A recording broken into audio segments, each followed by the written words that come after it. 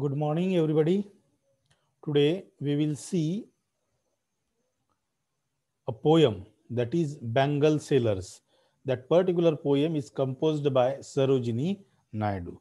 So let's begin with the introduction.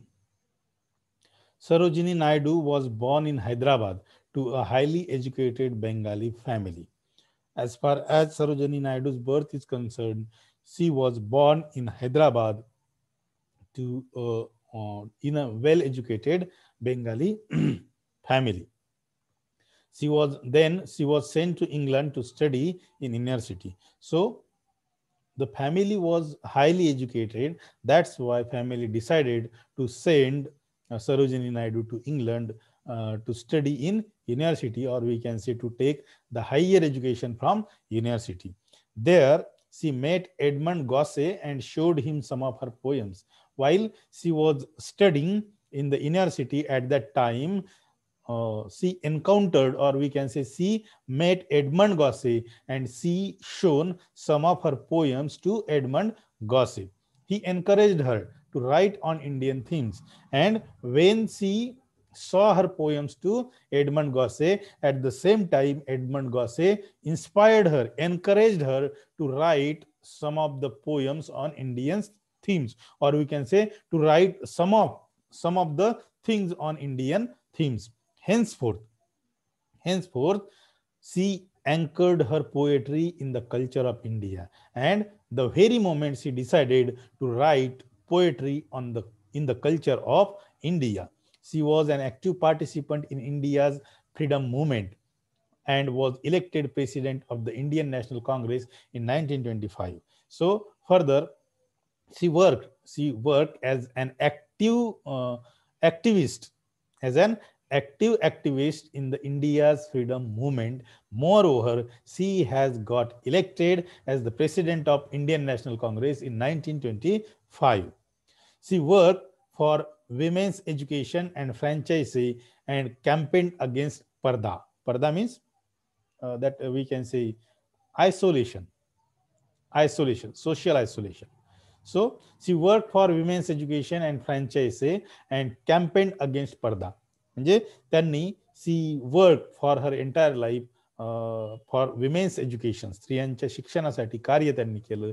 एवढंच नाही, सी ran campaign against पर्दा, म्हणजे सोशल आयसोलेशनच्या विरुद्ध सुद्धा त्यांनी चळवळ चालवली किंवा मोहीम उभारली. Naidu was recognized as a major poet with the publication of her first book of poetry, The Golden Threshold. And when she published her first poetry book or book of poetry, The Golden Threshold, in 1905, she was recognized. At the same time, she was recognized as one of the major poets with the publication of that book. Poems like Coromandel Fishers, Palanquin Bearers, and the Indian Weavers successfully employ lyric similes and metaphors to create a vivid picture of life in India. And there are some of the poems that she has written, those poems like Coromandel Fishers, Palanquin Bearers, and the Indian Weavers. These poems successfully employ lyric similes and metaphors to create the vivid representation, or we can say vivid picture of life in India.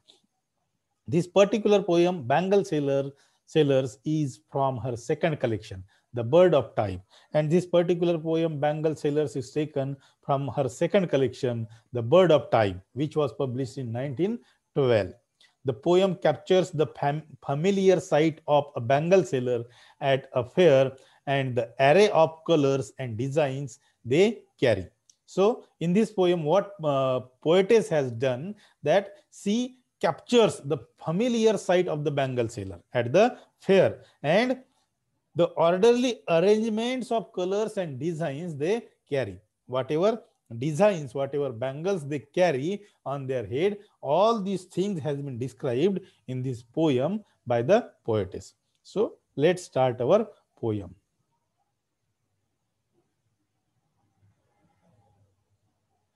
Bengal sailors are we who bear म्हणजे सहन करणे, who bear our shining loads to the temple fair. Who will buy these delicate, bright, rainbow tinted circles of light? lustrous tokens of radiant leaves for happy daughters and happy views. So, in the first stanza of this poem, poetess says that bangle sellers are we who bear our shining loads to the temple fair.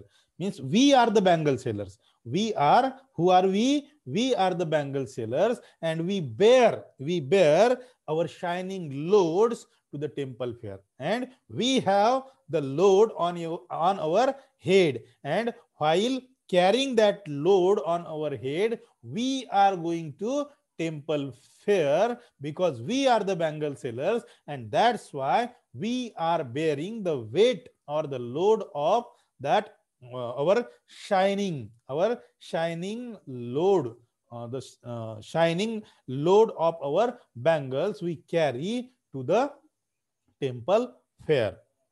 Who will buy these delicate, bright, rainbow tinted circles of lights? Then she asks a question that who will buy these delicate, bright, rainbow tinted circles of light? And who will buy the bangles from us? Those are the bangles. Some of the bangles are delicate. Some of the bangles are bright, rainbow tinted circles of light. And who are going to buy our bangles?